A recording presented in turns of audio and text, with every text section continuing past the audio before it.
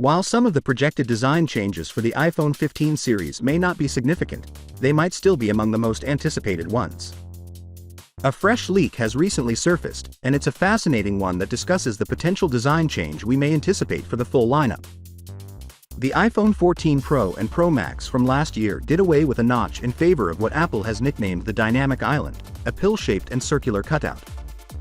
Pictures of the iPhone 15 series front glass panel and protector supplied by Ace leaker Ice Universe seem to support the rumor that the basic models will also omit the notch this year. The pictures seem to indicate that the whole lineup will be notched, and they also support reports that the Pro models would have slimmer bezels.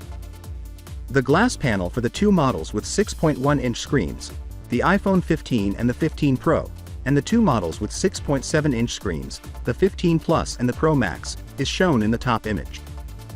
The 15 Pro Max is said to boast the narrowest bezels of any smartphone, while the bottom picture seems to show the screen protectors. A tipster has also indicated the additional color possibilities that the iPhone 15 lineup might launch in a tweet from Tipster Shrimp. The bezels on both Pro models will also be somewhat curled around the sides in comparison to the 14 Pro, which could give them an Apple Watch-like design.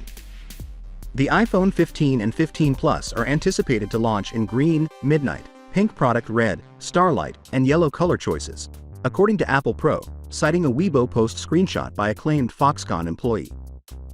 This supports a previous rumor that the models will launch a new cyan color choice akin to the green option of the iPhone 12 series.